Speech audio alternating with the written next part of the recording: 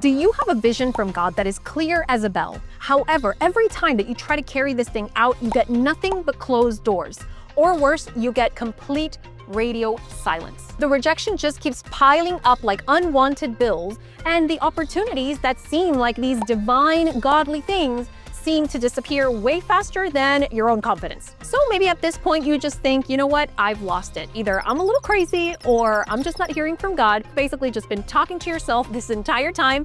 Or if God just likes to play this creepy little cynical game of character development, here's what you're not seeing. Those closed doors are not obstacles to your vision. They're actually the most specific and precise part of God's strategy for this vision to be carried out. But there's one question that will expose if you are chasing God's vision or you're falling into some unforeseen trap.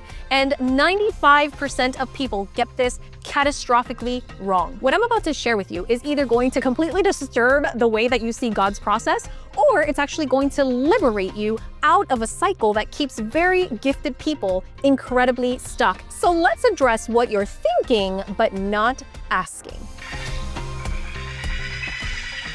I'm Huguette, and all the years that I've been running an international women's magazine and coaching thousands of creative spiritual women, I have to tell you, I've endlessly been questioning constantly, did I hear God, or was that just an echo of my own thoughts or my own ambitions? God, was that you? I don't know, that sounded like God, but I'm not really sure. That sounded a lot like me last year, but I'm not really sure. Have you really been speaking to me? So before we get in, let me ask you this. Do you believe that it is faithless sacrilege to ask God, was that really you? Did I really hear that correctly? First, let's recall that most biblical Hall of Famers all had that, wait, what? I'm not sure about that. And even good old Jesus was like, can we reconsider this plan? Because I'd really prefer not. So if you're second guessing your spiritual hearing or your willingness to follow through with it, guess what? You are in fabulous company. Hearing from God is not really the issue. It's that mind-melting silence that follows a vision that God gives us that then nearly requires us to go to therapy. The truth is, sometimes gives us a very clear and pure vision. But over time, we start adding a little extra personal seasoning, a little main character energy to the whole thing. We're not following God's vision. We're just following some accessorized version of it. And it starts to get convoluted. So here's the litmus test. A wonderfully uncomfortable question just for you. If this vision never made you look good, if it never validated you, if it never proved to other people what your worth is, would you care about it just as much? And let's go even a little deeper, straight to the jugular. If this vision isn't really about you, then why does it sting so dang much when it stalls? If it's really about God's agenda, then why does the delay feel so personal? Let that sit for a moment. Our good friend Peter thought that his assignment from God was to be Jesus's bodyguard and to use weaponry to do ultimate crowd control. And Jesus had to kindly tell him, please sit down, please. Sit down. So let me tell you a little personal story. A few years, God gave me this beautifully clear assignment. Write a book. It was uncomplicated as can be. God's vision needed my editorial expertise, so I joyfully jumped at the opportunity to add a little something. And of course, I added, it must be a New York Times bestseller. Suddenly, what was a very simple assignment and invitation from God had become this massive mountain that I had to somehow figure out how to move. The assignment went from write to write something so extraordinary that strangers have to validate your existence. There's nothing quite like turning divine assignment into impossible standard in order to buy yourself some delicious built-in excuses to never have to start. So before you assume that God ghosted you and the vision at large, perhaps he's just Marie Kondoing a lot of the things that have taken up space, and he's waving goodbye to the things that don't spark joy in the kingdom of heaven and removing every obstacle that can't go with you to the place where he wants to take you. Let's dive into what might be happening on the back end of those closed doors. Perhaps he gave you a destination, but he didn't give you a calendar date as to when. Apparently that information is classified under a file called Need to Know, and apparently you don't need to know. It's like enrolling in medical school because you want to save lives. You can already feel it, you can taste it. You're out there changing the world, becoming an important asset to society. And then here comes God insisting that you have to learn all these boring things like how to not accidentally kill people. God loves these educational scenic points because what he does is he colors in meaning into things that would otherwise be nothing but bland accomplishments. And here's the thing, animals can accomplish tasks, but we can taste meaning. Remember that story where Jesus is going to turn water into wine and he asks the servants to fill these jars with water? They didn't really have to fill these jars in. Jesus could have easily snapped his fingers, and just like that, you could have gotten full vessels with wine. But instead, there was this in-between step.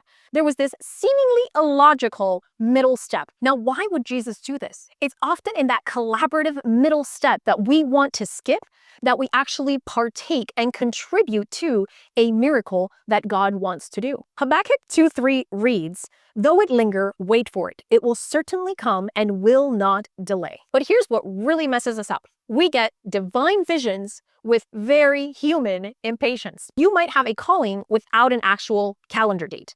You might have an anointing without yet an activation. And so here's the thing, David was anointed while the current king, Saul, was still enthusiastically planning David's funeral. Talk about workplace tension. If you need a little help distinguishing God's voice and you want a little more sharpness of hearing in the spirit, then I put together this free resource called the Intentional Life Bundle, which you can download down here. Why does God show us this little movie trailer and then makes us wait forever to see the full release? Well, because the first assignment of any God vision is actually to transform the visionary. That's right.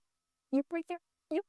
It usually feels offensive, mostly because we assume that it means God is disapproving of us. If we're really honest, we think it's God saying, nah, discard you, you're not ready. No, you need some more layers, you need some more graduation, you need to be better. We just assume God is immediately disqualifying us. Or we assume he made a mistake. I clearly flew through the radar and he didn't notice, so hurry this up before he notices and realizes I'm not qualified for this. Here's the thing, that vision wasn't just a preview of your future. That vision was also an X-ray of your current condition. And here's what most people don't really tell us in a lot of those inspirational seminars, is that vision doesn't always bring clarity.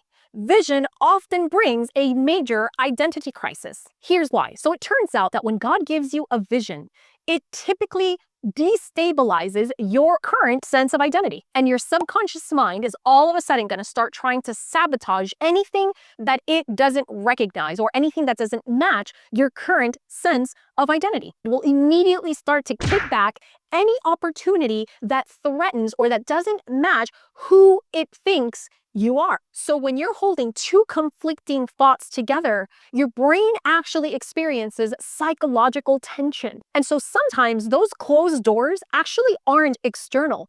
It's your inner life that keeps fighting because it cannot accept this identity that God has revealed to you. So in your conscious mind, you might be like, God, when is this going to happen? And yet in your subconscious mind, you might actually be like, I don't think so. In the face of a God-sized assignment, all of us are going to feel inadequate and extremely shortchanged. Gideon was called a mighty warrior while he was simultaneously playing advanced hide and seek from all the neighborhood bullies. And he spent a considerable amount of time arguing with angels about what appeared to him as clearly mistaken identity. And neuroplasticity studies actually prove this as well. Whenever information comes in that our inner life doesn't agree with or that doesn't coincide with what we already believe, our brain and our physical biology literally treats it like a physical threat. And so through this process, God isn't just disrupting your sense of identity.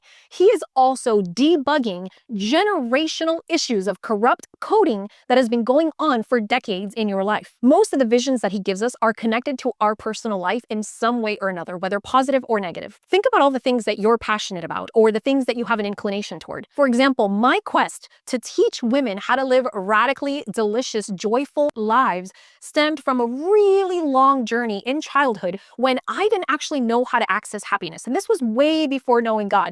I was just obsessed with happiness. And now you add the most important ingredient to that formula, which is main character, God comes in the picture, and now you can see a vision being fully lived out. My preoccupation with happiness became this anchor. It became this thing I was dependent on. But when God gives you a vision for something, you need to liberate it. But in order for that thing to be liberated, we must be liberated first. I actually had to do the letting go, and then God will take both the vision and you, and he will teach you both how to dance so that there is no unhealthy entanglement. Joseph's dreams weren't about having some kind of political prestige. They were actually more about exposing and mending dysfunctional family patterns, and then also exposing and revealing how God comes and heals our heart even when others intend to harm us. As I mentioned 2 years ago, God gave me this vision to write a book, which, by the way, I am currently finally working on.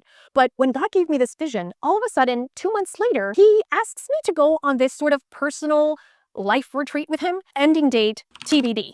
No clear date, nothing to actually put an anchor on to say, it'll be done by then. Fast forward the tape, this personal retreat with Jesus ended up being 18 months. You heard me, a year and a half.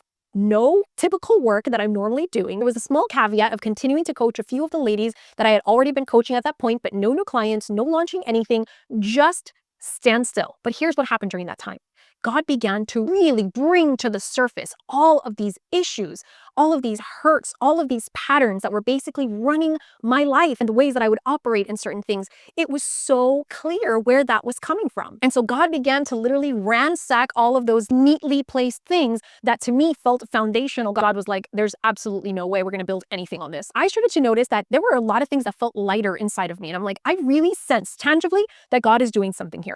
Biologically, emotionally, spiritually, changing inside of me. I was like, let's test this. Let's see. Well, what is one of the things that people I initially identify with me? Color. Color is one of those things, but particularly my style. There's a prompting that God puts in my heart to do this thing I called a color fast, where I decided that for 3 months, I was going to wear no color, nothing that was screaming, Huguette, piñata party, anywhere. It attracted zero attention. In part, I wanted to see, what does my inside do when I don't get that attention or that validation that maybe I get unconsciously? Because to me, it's not about what people think or feel. I personally just love wearing color and it brings me so much joy.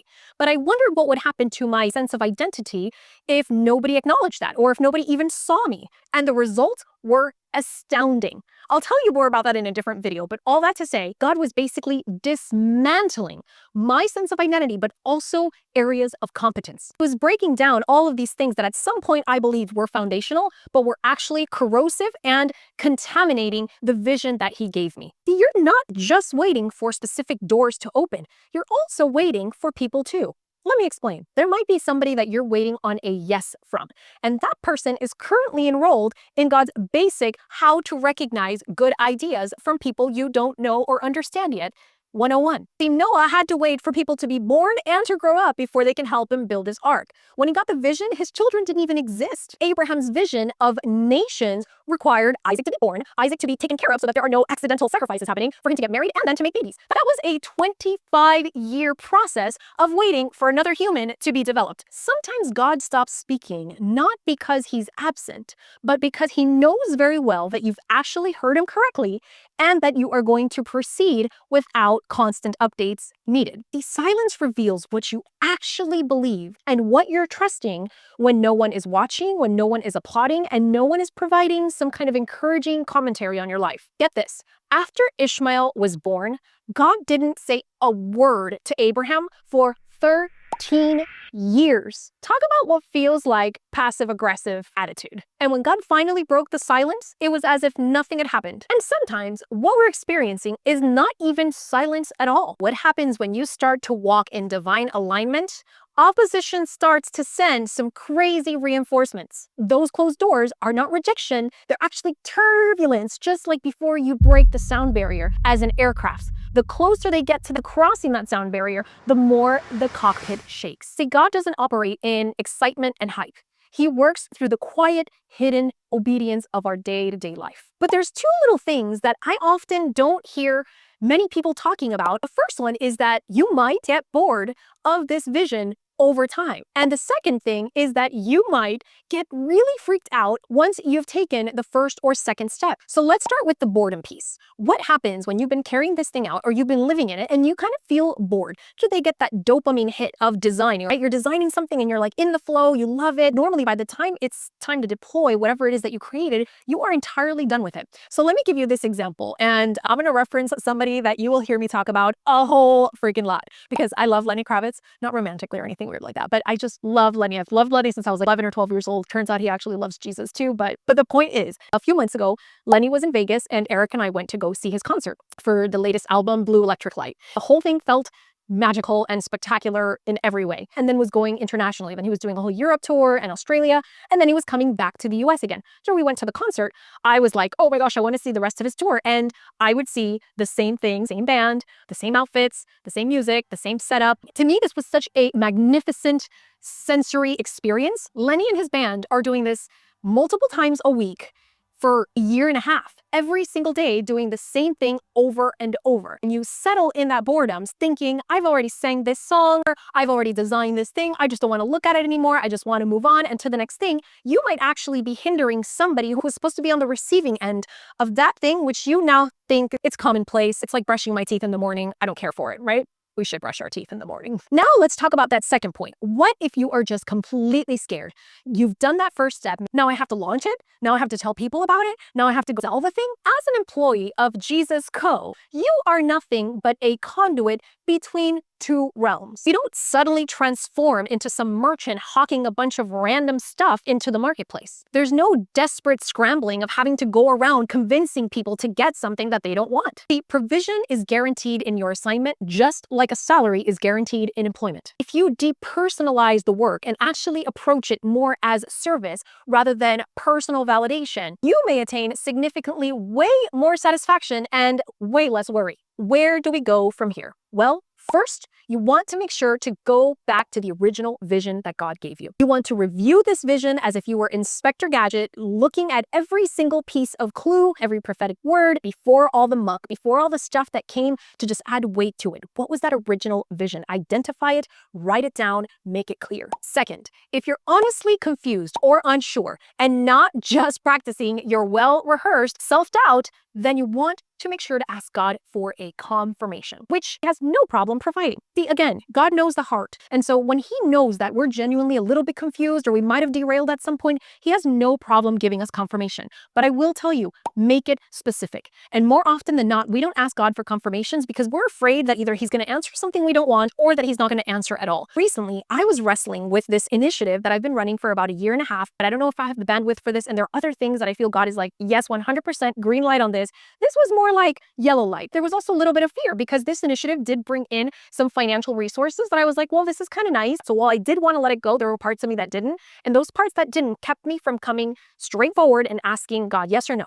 And so I remember one day saying, oh Lord, I'm going to send this out. And if one person signs up for this within the next 24 hours, then it's a yes. If nobody signs up for it, then it's a no. I was really nervous because I was like, what if nobody signs up? And I'm still like, well, are you sure? Did I really hear it? Because I do that. I get all up in here. If I ask God and he says in his word that he hears, and I'm very clearly seeking him and seeking direction, why in the world would he neglect my call? I went ahead, I sent the thing, literally within the 24 hours, not a person had signed up. And I was like, I got it. But sometimes we're afraid to ask God for these confirmation because we're afraid that he might not answer. If that's what you're hinging on, then really there's no point in saying that we trust a God that we don't even trust coming directly to and knowing that he's going to answer. And the third thing that I want to encourage us to do is to take inner healing as seriously as tuning your guitar before a concert. You need a sound check. This very powerful quote that I love by Ruth Haley Barton, and it reads, "Your natural gifting will always be at the mercy of your unresolved past and unexamined emotional patterns." Now, I will tell you, I don't want God not doing something in my life because mama chooses to get in the way and be like, no, we don't want to touch that. I don't want to go there. No. When we don't resolve inner conflicts, those emotional issues, psychological issues, what happens then is that then our calling or that vision that God has given us becomes our therapist. We want that thing to be the thing that fixes us. And perhaps that's actually why we fight so desperately for this thing, because it's like our trophy of validation. Living our purpose is not a cure. Living our purpose is what the world gets when we stop making the God vision be the thing that vindicates us. You didn't hear wrong. You're just beautifully human, and you assumed it would be easier, it would be faster, and it would require much less character. So let me know in the comments what God vision you might be sorting through right now, and or what has God highlighted for you during this video. In my next video, I'll be sharing why having a vision from God is actually only half the equation, but having a correct vision of God is a huge factor in whether you are actually going to thrive in the vision that God gave you or you're going to be crushed by it. If you found this video helpful, consider subscribing and hitting the like button below. Also, if you want to grow spiritually with myself and other creative women, then make sure to check out the Delicious Life community that I'm linking below. And as always, it is an honor and privilege to serve you. Mwah.